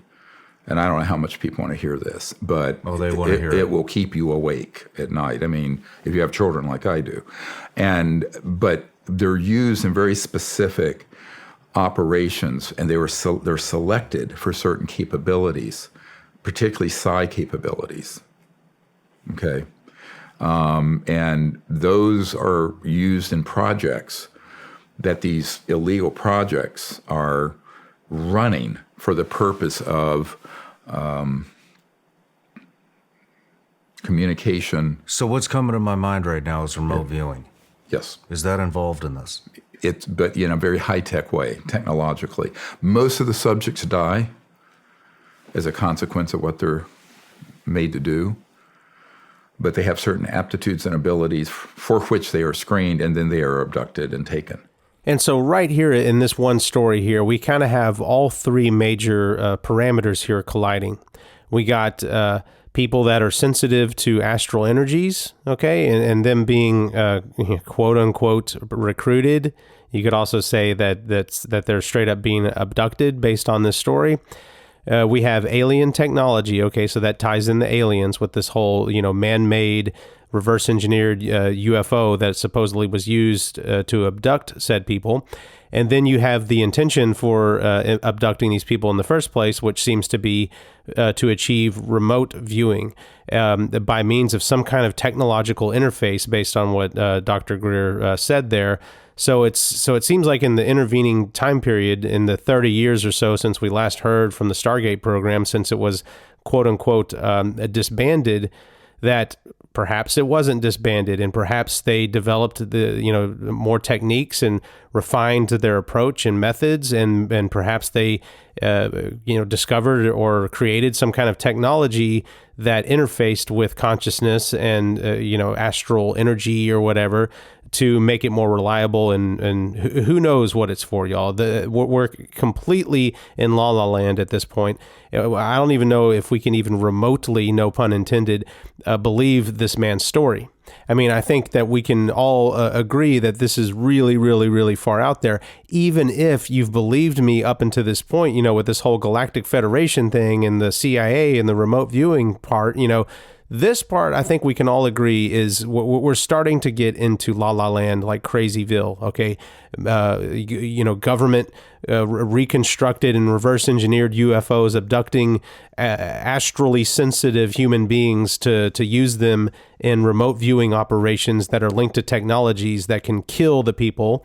And it's usually, little children that get killed. I mean, it's like, holy freaking crap. But y'all, he's not the only person that's saying this. There's that Marine that he mentioned, a guy named Michael Herrera, who was also interviewed by Shawn Ryan. I'm going to put that link in the description as well. I'm going to put all these links in the description so you can hear all this stuff yourself, y'all. It's amazing, right? If any of it is true. And I probably shouldn't use the word amazing, because if it is true, y'all, again, little kids and just innocent people in general, but specifically, y'all, little kids are being abducted and killed due to the intensity, I would imagine, of this astral energy and whatever technological interface, whatever happened in the intervening time period in the past 30 years that may have advanced remote viewing and all this stuff, y'all. It sounds like it can hurt people.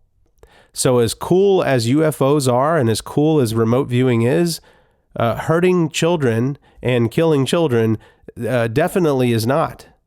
And I would be inclined to just throw everything that this guy says out the window here if it wasn't for these overlapping things that I have discovered and come across and have been told to me and taught to me on my psychedelic experiences.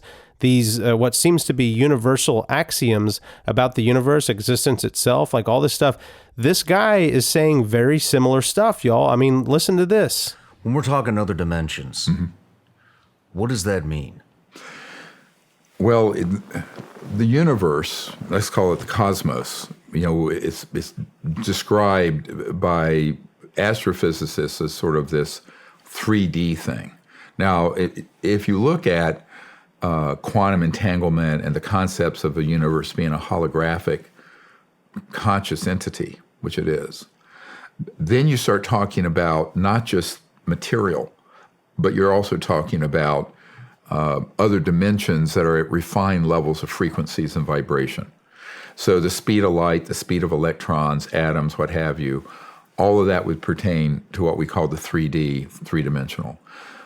If you were to cross over that in frequencies, and this is, again, where you start getting into some very strange WSFM, like I mentioned, phenomenon, then you're talking about other embedded dimensions, but it's not like it's some distant place, it's folded within.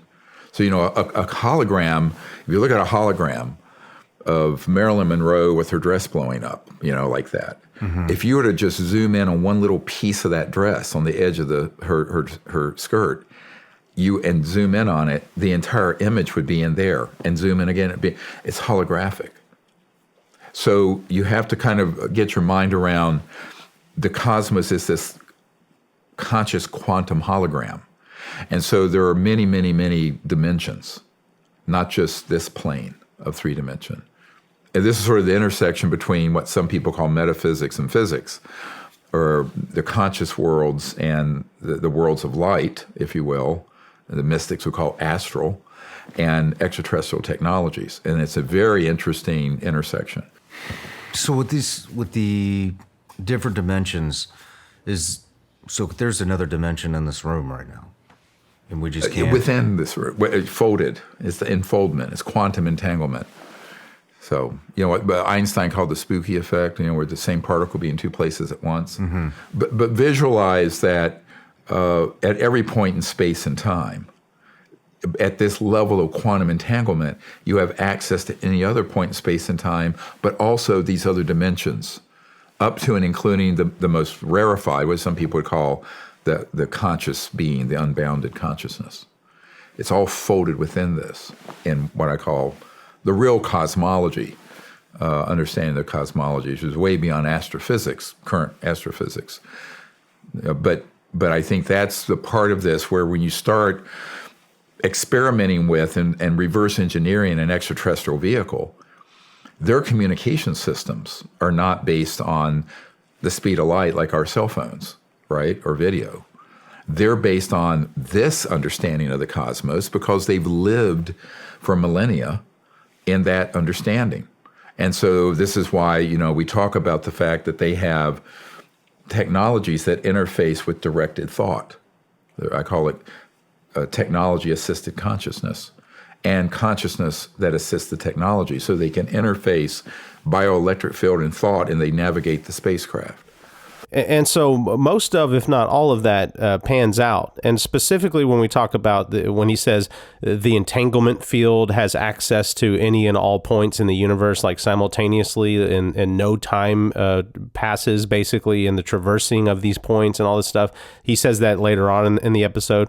But that is actually very valid in the sense that there is tangible science coming out of, there's this professor named Dr. Arkani Ahmed, who basically discovered something called the amplituhedron, which calculates scattering amplitudes way more easier than the current Feynman diagrams. It basically takes billions of Feynman diagrams of calculating particles that spill out of particle collisions and particle accelerators, and it simplifies those billions of Feynman calculations down to a very simple volume calculation, and really only one, if I remember correctly. It's been a while since I've listened to those lectures, but this amplituhedron exists in an infinite dimensional space. Like it exists in the infinite dimension, and it exists in a fractal nature below in all other dimensions that are below it. And it basically has the ability to create and control all points in space and time in any dimension, in any universe that you can point at. It's able to do that. Now, granted, we don't have the experimental apparatus. I don't know what the plural form of apparatus is, but we don't have the experimental means of validating this per se, but it is a very leading and unbelievably amazing theory that's been posited, simplifies just about everything, and points to this ability for something very simple, a geometric polytope, essentially, to be able to control and have access to all points in space and time. And by the way, as a byproduct of the very existence of the amplituhedron, the previously paradoxical combination of relativity and quantum mechanics resolves itself by virtue of both of them being emergent properties of the very existence of the amplituhedron itself. And so somewhere up there in those infinite dimensional roll-ups, quantum mechanics and relativity play absolutely well together, and everyone has known this, by the way. If you just ignore time, which seems to go by the wayside when you zoom out into these infinite dimensions, by the way, it just kind of plays out naturally. And so not only does this phenomenon of geometry control anything and everything in the multiverse and potentially beyond, but it also, as a byproduct, easily resolves the 100+ year, debate of relativity in quantum mechanics. I mean, this is amazing stuff, and it's all in line with what this guy is saying. But now we're going to get a little bit deeper into this whole concept of aliens, and then more specifically into the, to tie this all back to the original episode with the people talking about the Galactic Federation. We're going to tie that in with what this guy says next. Why do you think so many UFOs spottings are happening around these nuclear sites? Well, we know the answer to that. And of course, he didn't get to go into it, but Lieutenant Colonel Heckert, who was the U-2 pilot who was there, he dealt specifically with this information, dealing with the extraterrestrial concern over nuclear facilities. And it's multiple reasons. One, they're very concerned that we would actually do something that could threaten the life of biological life on Earth. Obviously, mutual assured destruction would do that. And believe it or not, these civilizations are very positively concerned with the human future.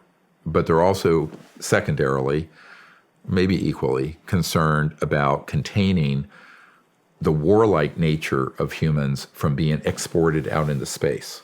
And what they really were trying to get Truman and Eisenhower to do, the ETs, were to wind that down and go on a different trajectory, which is what we're recommending now, 60 years later. And that is to pivot to getting rid of this conflict-oriented endless war scenario with these kind of weapons and move towards a peaceful solution to our conflicts, but then begin to adopt these technologies so that human civilization can advance. And so cross-checking what he just said against what the defense minister for Canada said and the Israeli space chief or whatever, what they both said about the Galactic Federation and how they seem to not want to bring us into the fold because we're too primitive or something like that. They essentially don't want to taint their Galactic Federation in a sense. So cross-checking between those two stories, it kind of checks out. Now, granted, Stephen Greer doesn't mention the actual words Galactic Federation anywhere in this episode, but to me, it's very clear what's going on and what he's talking about. This feels like truth, especially from what I've experienced. But y'all, this potential for truth is actually very dangerous, specifically for me, because everything that this guy's saying is falling so... there's no word for sexily, right? It's just, what he's saying is so sexy, right? And it's falling so perfectly into place with my experiences that I've had on psychedelics, but more importantly, in astral projection. I had a tiny experience last night, for example. I found a way to induce the vibrational state, and that is basically where you feel these frequencies that he's talking about. And it's almost as if you have to get your body to kind of meld into a certain frequency, which allows you to pop into the astral plane. And so this idea that that different dimensions or whatever exist at refined frequencies, I mean, that rings incredibly true to me because I live it every time I have one of these experiences. I have to basically, it's like that frequency is out there and I have to become that frequency in order to become part of it and pop out into it. So that rings very true to me, big time. And then when we talk about this whole universal consciousness thing that he dropped in there, nice little Easter egg there, that, of course, gels even more so. I mean, that's the very first thing that one notices when one goes on a very deep psychedelic experience, or if you have done, very deep transcendental meditation, seizures in the temporal lobe of your brain, or, astral projection. It's like you come out of that and it's not even a feeling of if. It's like, did I imagine that or whatever? It's you just feel it. That's how you know, is because you feel it. And those who take it a step further and kind of analyze, could there be a source to all of this universal consciousness? It's like the answer is yes, and that thing is what the Hermetic philosophy folks and stuff like that would call the all, right? The absolute is what it's referred to in other lines of thinking and whatnot, but it's the same line of thinking, basically. And Dr. Greer nails it right on the head. He sums it up almost perfectly, y'all, when he says that the universe is what did he say? A quantum conscious hologram. And that that it all kind of rolls up to this this all, like the absolute, which is a consciousness also. Now, he didn't go as far as to call it God, y'all, but that's basically what he's inferring here. And so place a mental bookmark here right now on this whole concept of God, and we're going to come back to this. You better believe me, because it's a pivotal point here. But regardless, I mean, it's striking a chord, and I think it strikes a chord with most people who have had similar experiences. It's like they're paying very close attention now to anything that this guy says. Like, they're speaking the same language now. I mean, I'm just going down the list here going, yep, absolutely, yep, tell me more. And y'all, that's kind of a vulnerable and dangerous thing, place to be in. Because if you're so, doe-eyed and just like, tell me more, like anything you say now, I'll believe, basically, because you've gotten me this far with all of your amazing truths that I know to be my own deep personal truths because they've saved my life and introduced me to God, y'all. Like you don't get a deeper truth than that. So I'm hanging on this guy's every word. And again, this is a very dangerous place to be because he can slip in now and say anything. And he has. I mean, go listen to this podcast, y'all. His claims are, pun intended, out there. I mean, aliens are just scratching the freaking surface here. So we got to be very, very careful with what this guy says, even though it all seems to correlate and intertwine and kind of point back to these universal truths that I hold to be universally true. And most people who have had these experiences hold to be universally true. I see connections with all of this stuff, y'all, but I daren't go too far because I only have had one experience with what I would even call aliens. They didn't go right out and say, hey, we're extraterrestrials, but to me it was clear. But again, who knows? So again, very dangerous stuff here, and everything, y'all, this entire thing hinges on where and how this man got his information. Because make no mistake about it, y'all, this guy is not a theoretical physicist. Okay, it's not like he was in the lab running experiments and he found out that the universe is a hologram and all this other stuff, and that there's frequencies and all. He hasn't touched a theoretical physics calculation, to my knowledge. I mean, this guy was a emergency room surgeon, for crying out loud. No doubt a smart man. I mean, you can just listen to him talk and understand that he's smart. I mean, but you can't just waltz into an ER and become a surgeon. I mean, this is a smart guy, but he's not a freaking theoretical physicist. So again, one must ask, where did he get this information? This question, y'all, is absolutely freaking pivotal here. Okay, so we ruled out one thing. He's not a theoretical physicist. He did not get his information firsthand running experiments or doing the calculations in some like equations or something like that. So that's out. The next possibility is that he does a little bit of research, even the tiniest bit of research, and finds that there's a lot of stories about alien abduction and stuff like that whenever you're starting to breach into the hypnagogic state and go into an astral projection and or sleep paralysis state. He's like, oh, okay, well, that's brainwaves and everything, and you're hitting different frequencies here, and there's aliens involved.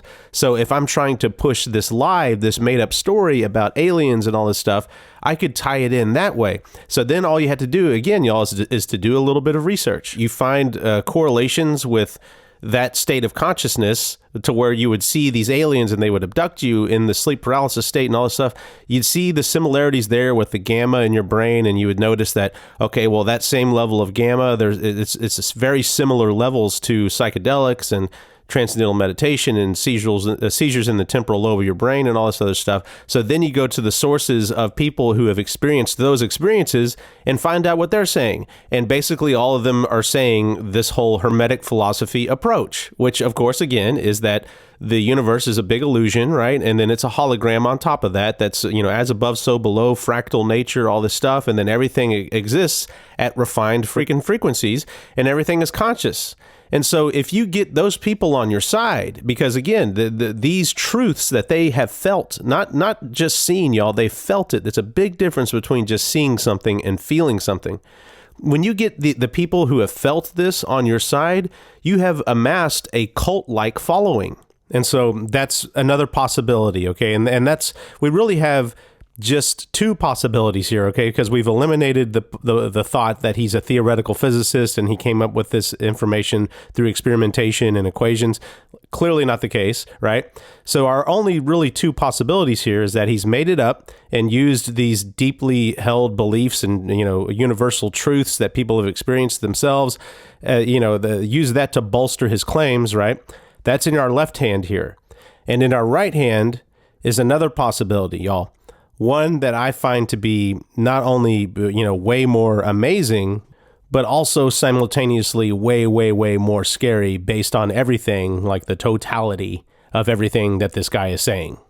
And that possibility is that he got all of this information about the universe from either top secret documents, of which he claims to have built a whole archive of, terabytes of data of leaked documents or stuff that whistleblowers have come through and provided as well, or from these actual whistleblowers, just word of mouth talking about, of which he says he has at the time of this interview, at least, he had 151 whistleblowers from people who have worked on these deep, black ops, kind of projects.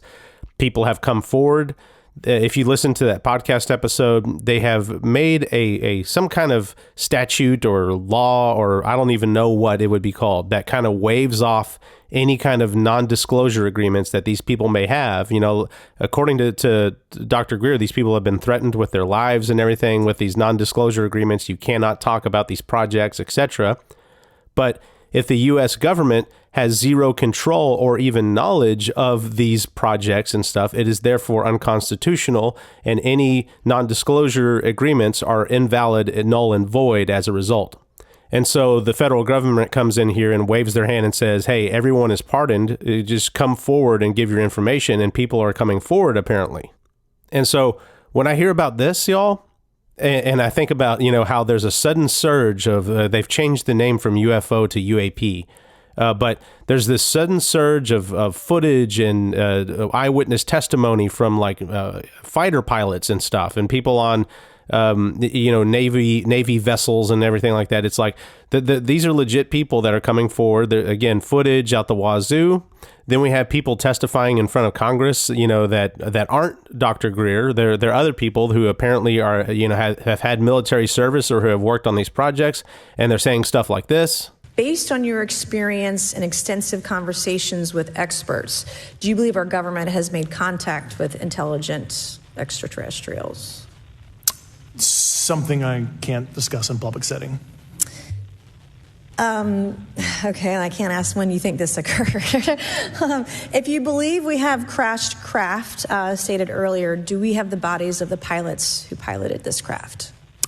As I've stated publicly already in my News Nation interview, biologics came with some of these recoveries, yeah.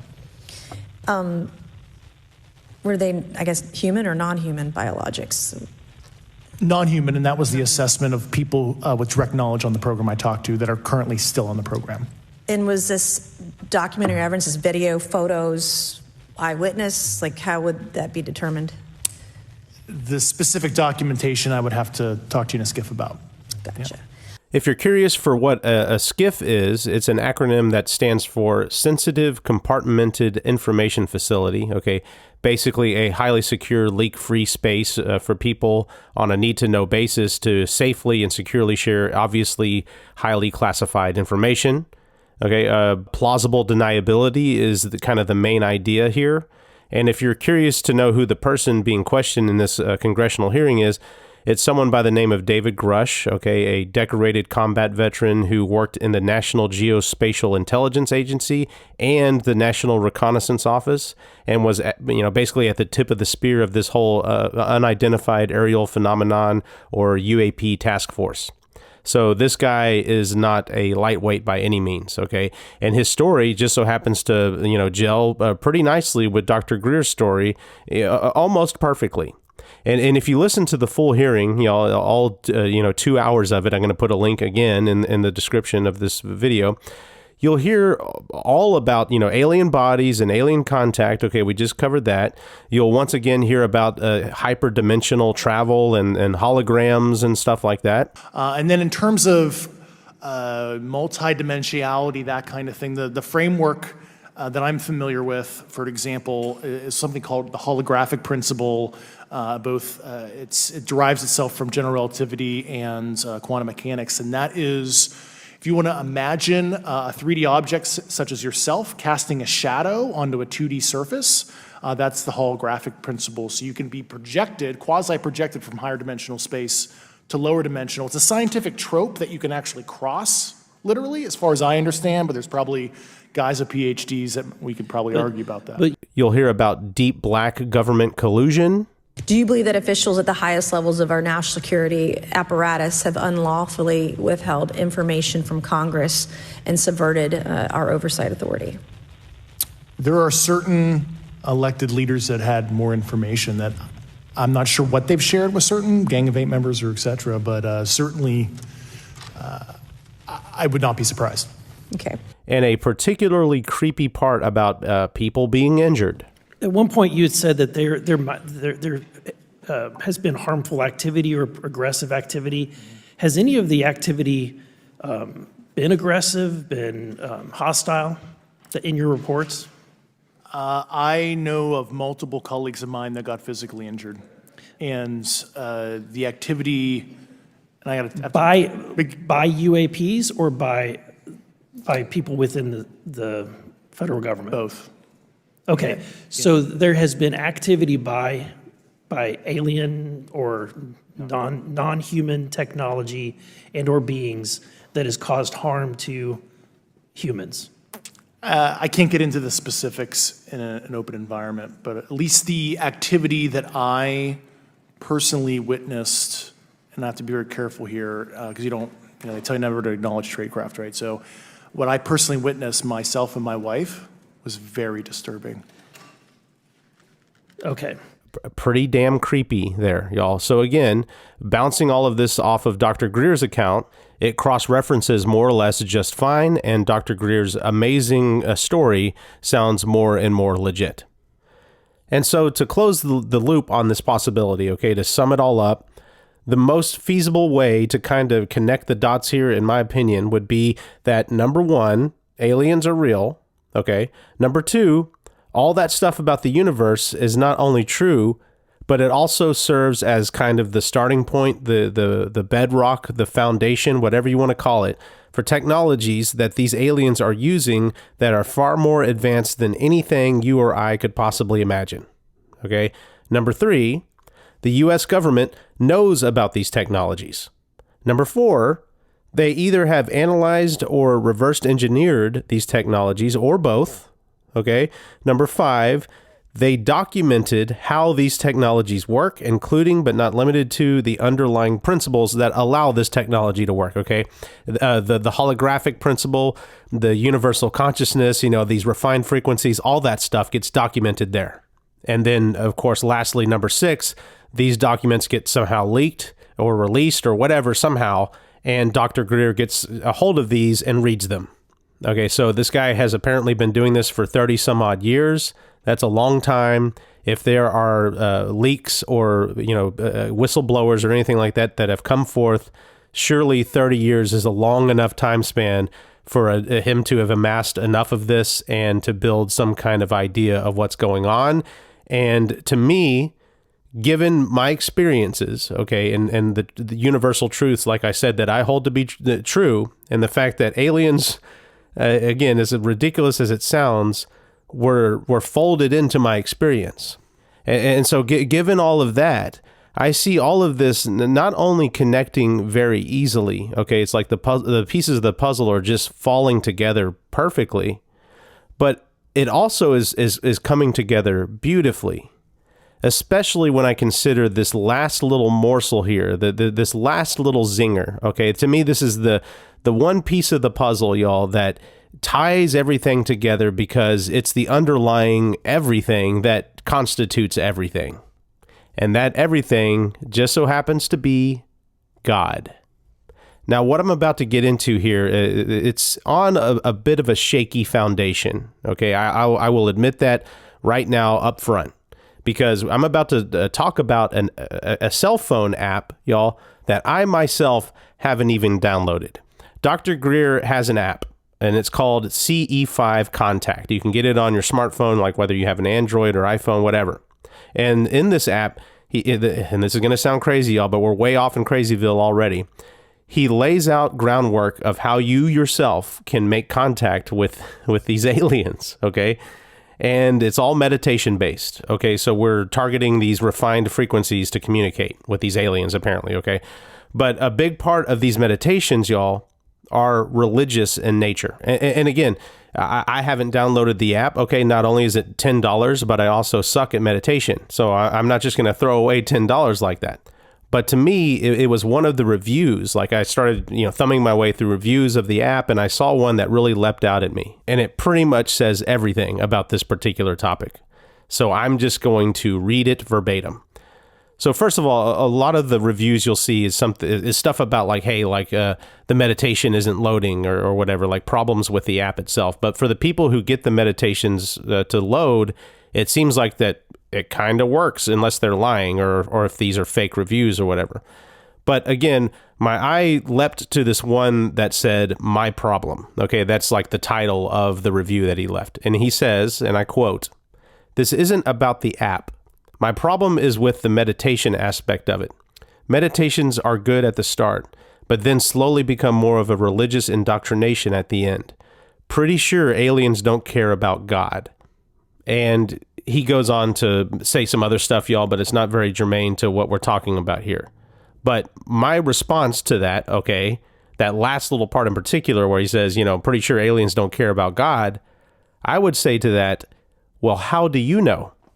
Because I can tell you that, again, I don't really have much of a sample size here, but the one sample that I do have of experiencing some kind of extraterrestrial presence, it was very, very, very, very crystal clear to me that not only is God real, but that these extraterrestrials believe in him too, and so much so that their entire society, okay, their entire species is leveraged and devoted and, behind God in this absolutely unbelievably cosmic, hyper-cosmic, hyper-spiritual war, essentially, that's going on.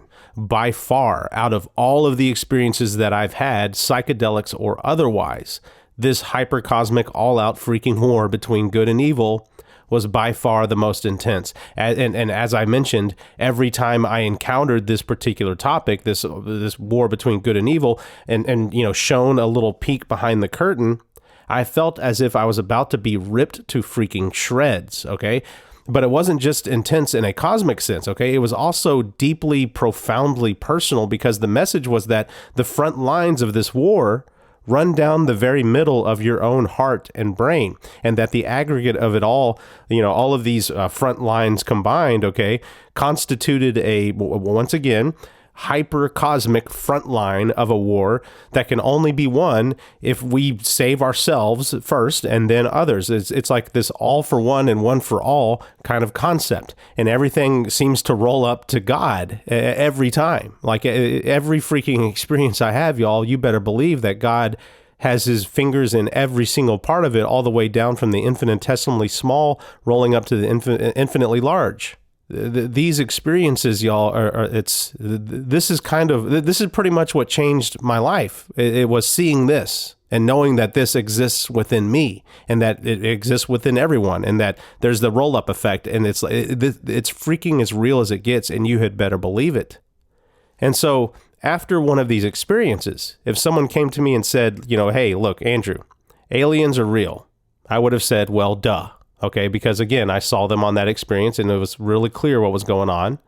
But then if you went on to say that through the eons that these aliens were able to somehow substantiate their own like previously mystical ideas, stuff like universal consciousness and frequencies and holograms and all this stuff, and they were able to, again, substantiate this into tangible science that can be integrated with through technology, again, I would have said, well, duh. I saw some kind of melding of life and technology, those green pulses and pillars of light that tried to pull me out of my body to show me all this stuff, y'all. There was some, I picked up definitely on some kind of technology and life, like integration. So again, I would have said, duh. And if you were to tell me even further that God, okay, is not only real, but is a major part in this whole equation, and that the aliens know this too, again, duh. And this last part is really tying all of this together. If you finally told me that there is an absolutely dire cosmic struggle between good and evil, and that these aliens are not only fully leveraged behind the good side, which is God, but are also aligned and grouped into a federation of sorts, okay, wink, wink, nudge, nudge, with other alien civilizations who are equally invested and leveraged and are keeping a close eye on this little planet called Earth, trying to determine if the inhabitants will wake up to these truths and join the right side. Again, if someone were to tell me that, for the last time here, okay, loudly and emphatically, I would say, duh.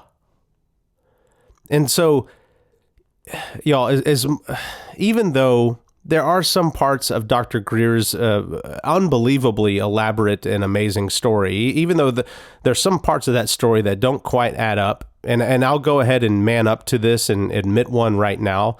There's this part of this podcast where he's talking to, Shawn Ryan, and he's saying how he has gotten access to facilities where there's forms of medicine, him being a former surgeon, that he was an absolute marvel of, like being able to regenerate arms and legs and stuff. He said that he witnessed this phenomenon at one of these secret facilities. He said he was there. I mean, as a doctor, I've seen some things that, oh my God, if we had that, the lives that could be saved. Spinal cord regeneration of lost limbs. You've seen this stuff? Yeah. At an underground lab on the Mexican-Texas border. And, Dr. Greer not being the only smart person in the room, okay, you have to be a smart person to make it into freaking Navy SEALs, y'all, and be a successful operator. This former Navy SEAL, Shawn Ryan, jumps kind of all over that and is like, hey, it says the most obvious thing you can ask. How are you getting access to this? The people who like what I'm trying to do that are in the system take me. It's like, if you are a whistleblower yourself, a famous one, right? You're all over the news for 30 years and advising presidents and stuff. Like you have a very well-known face and name. How in the freaking flippity flu is it possible that you are allowed into one of these highly top secret, again, the federal freaking government doesn't even know about it. That's how freaking secret it is. How is this guy whose face should be plastered all over these secret facilities with posters that say, "Do not let this guy in," and under any circumstances whatsoever. And anyone who lets this person in, they are not only going to be heavily questioned, but lose their job, their position, title, etc. And if the extremes of these conspiracy theories are to be believed, lose their freaking lives too. So that really sticks out at me as being like, hey, very questionable here. Okay. And it starts to bring into question this whole thing. Okay. But I don't know, this 151 plus whistleblowers and this archive of data, and the fact that he has, and it is a fact, he has been an advisor to a lot of politicians, a lot of important politicians, including presidents. I don't know if we should throw the baby out with the bathwater. So maybe this story is true. Maybe there were some total absolute doofuses at these facilities that didn't know, or maybe this happened way back in the 30 years ago when they didn't have all the appropriate technology in place for them to cross-check who this person is or whatever. I'll cede you a little bit of leeway here, but that story doesn't sound right to me. But again, I don't know, given all these universal truths that have rung so true with me, stuff that I found out before I even heard of this Stephen Greer guy, that all is resonating so deeply to the point where I don't know if I'm ready to throw the baby out with the bathwater. And so again, some of this stuff doesn't quite pan out. But to me, a big chunk of it, and the most important chunks of it, do.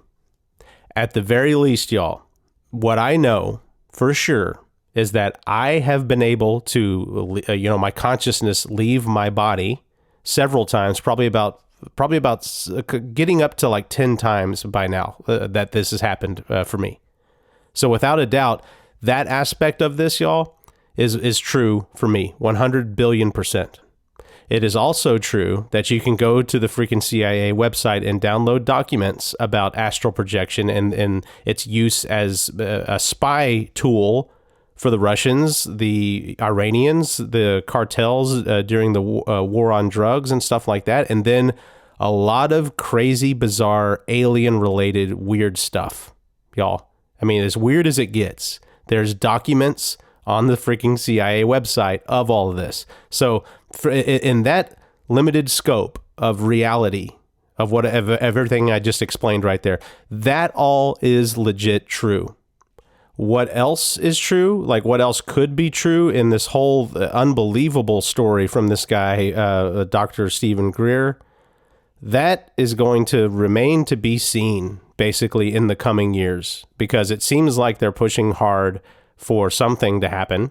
And if it is all real and we're getting more whistleblowers and there's more congressional hearings and more stuff being passed where it gives people immunity for breaking their non-disclosure agreements, and it seems like something is coming to and then of course all of these UAP sightings that are increasing in frequency. Something is afoot, okay? And so I wouldn't be surprised at all in the next few years if something doesn't come to light. And if it doesn't come to light, I will be kind of the first to admit that, I guess I was wrong. I guess that Stephen Greer was very wrong, but I'm trying to play the middle here and say that based on my experiences, y'all, a lot of what that guy is saying, specifically about the underlying, foundation of it all, is legit freaking true. It's so true, y'all, that I can't express to you how direly serious it is. I don't know if direly is a word, but I don't care. It's as serious as it freaking gets. It's more serious than your life, okay? It's more serious than you and your family and all your friends' lives. It's more serious than everyone's life that exists on this planet. We're talking about a universe of war that goes even beyond the universe. Right? It doesn't get more serious than freaking that. And from what I've seen, God is telling you right now, and me and anyone else listening, that the front lines of this war run straight down the middle of your own freaking heart. You conquer yourself, you conquer the bad side, and the rest will spread. But again, it's this all for one, one for all kind of mentality. That's the only way this is going to work. That's all I got. I thought I was going to have some cool, fancy way to close out this episode. I really wanted that, but I've been at this episode for like a week, and that's the best you're going to get. I'm sorry. I'm sick. I got a respiratory infection. You may be able to hear that. And we got to move on, because I have so much more amazing astral projection content to throw at you here. This was the purpose of this was to revive the idea. I haven't touched upon it in so long. We're not going to get into aliens and federations and stuff and cosmic wars and stuff. Well, with my next episodes about astral projection, it's really going to be more diving into the phenomenon itself, which is absolutely amazing. I mean, again, what you feel as your experiential apparatus. I don't know a better way to say that, y'all. Like your consciousness can leave your body. It doesn't get any more amazing and freaking bizarre and out there. And like if I can't think of a topic that's more worthy of analysis than that. So that's what we're going to do for the next few episodes, is dive into that while I wait for my next ayahuasca experience, which I'm thinking is going to be January 11th on the new moon here in Houston. I'm planning on having another experience, likely my last. I know a lot of you are going to laugh at that, but I'm going to have a kid soon, and I don't want to be having experiences while I have a kid. Okay, so hopefully I get enough out of the next experience to last a good while. Anyways, I love you all. We will talk to you soon. Be looking out for these new episodes.